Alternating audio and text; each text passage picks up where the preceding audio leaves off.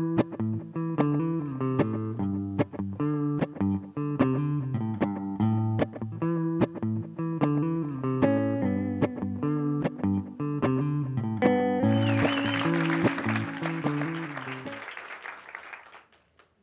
family has always been close, really close. Like weekly Sunday night dinners, basement sleepovers, an annual 30-person vacation on both sides close. So when my sister and brother-in-law, who had 2 small children at the time, decided to get a divorce, it shattered us all. Have you seen the sadness that covers a child's face when their parents decide to separate and their family is breaking apart? It's gut-wrenching. I personally experienced it as a child, and I saw it in my niece and nephew's eyes. I'm sure you all have witnessed the traumatic aftermath that it creates for everyone. It wasn't easy, and there were many bumps in the road. But I'm happy to say, 18 years later, we gathered as usual for Thanksgiving dinner, the entire family. This included my sister and her wonderful husband, my ex-brother-in-law and his new wife, and all their children. My new brother-in-law has fixed my ex-brother-in-law's plumbing.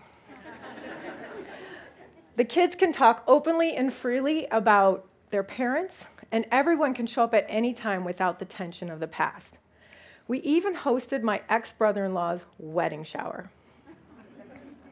This may not seem normal, and you might ask what influenced this outcome.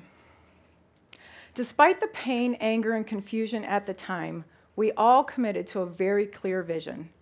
The kids would be put first, Jim would remain a part of the family, and love would conquer hate. This required us to put egos and hurt feelings aside, that custody was peaceful, not a war, that fear and guilt had to be managed, and that all of us had to nurture relationships on both sides, not take sides.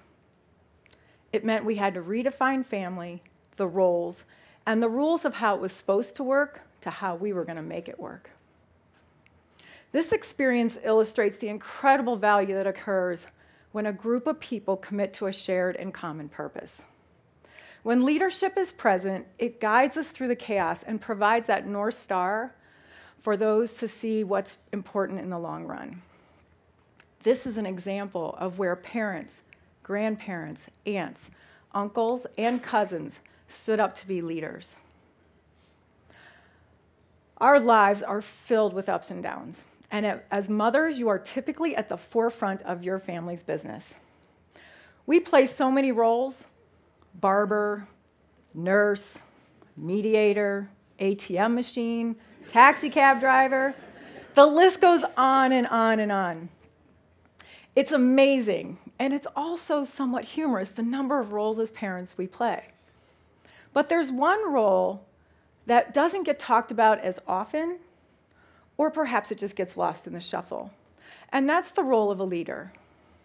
I want you to try that on for just a minute. My job as a mother is to lead the family. I am a leader in the family. I mother as a leader. I started drawing connections between motherhood and leadership when I noticed my family's quirky patterns. I was the wild woman driving down the neighborhood like a maniac with wet socks hanging out of the car window in hopes that they would drive by the time we got to the soccer game. Sure you can relate.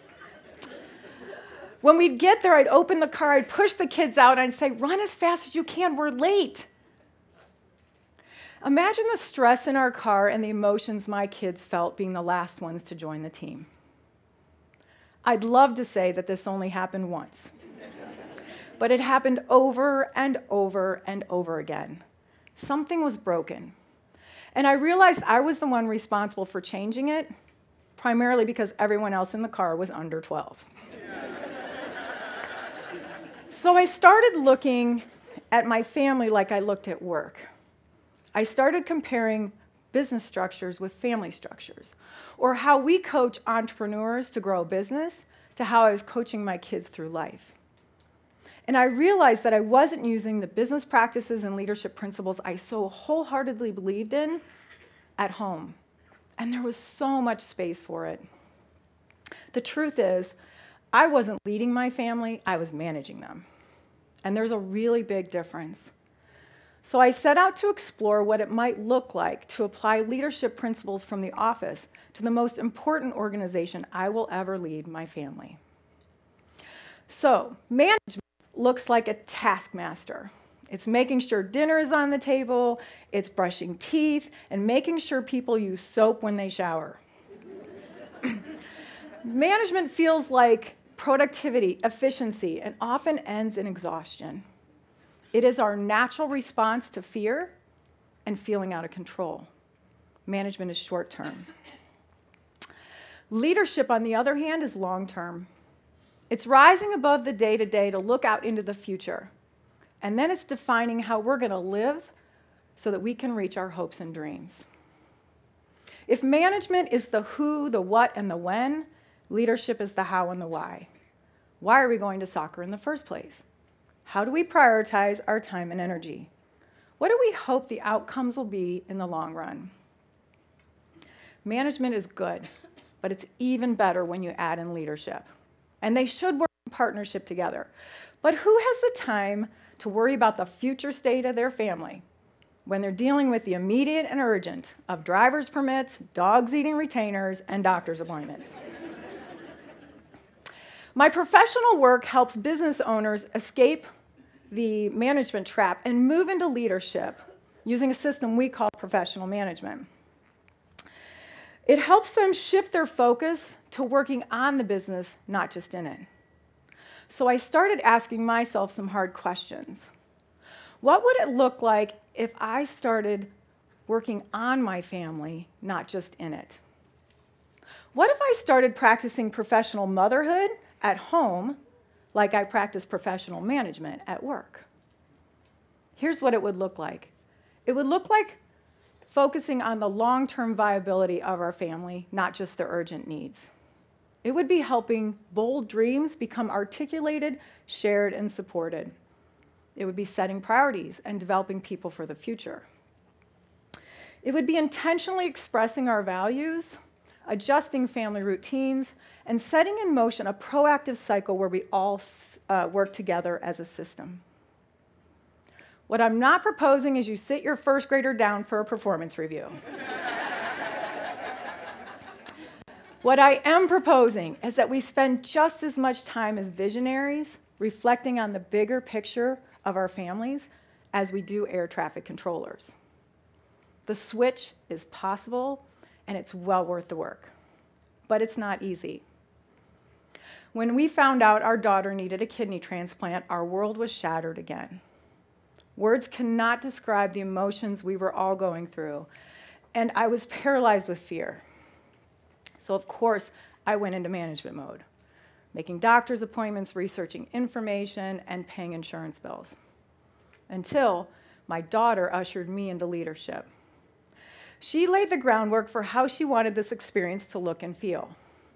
She told us how she wanted to be treated in the process. And she even told us how she wanted to be supported and put in structures that we were allowed to talk about it from 6 to 7 on Wednesdays because she didn't want it to rule her life. It's not what she wanted it to be about. She pulled me out of the weeds. And together, we all started defining success criteria that would guide us through a long, complicated, but ultimately successful transplant.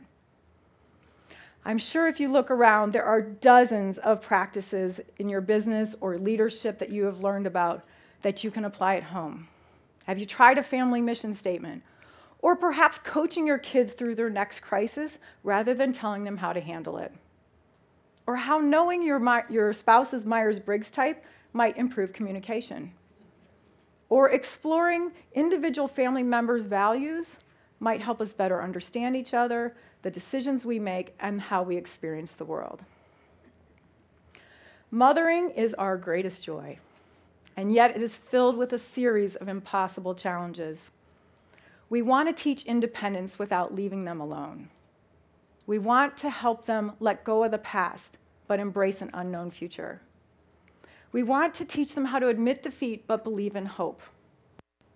Leadership will not keep the flu at bay, eliminate arguments, avert financial difficulties, or even reduce the chance of divorce.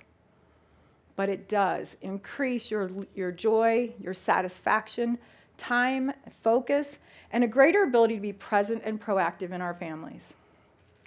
I invite you, your spouse, grandparents, and even ex-brother-in-laws to improve the world by adding more leadership into your families. In the words of author Sherry Dew, there is no greater word for leader than mother and father. There is no more important leadership than parenthood.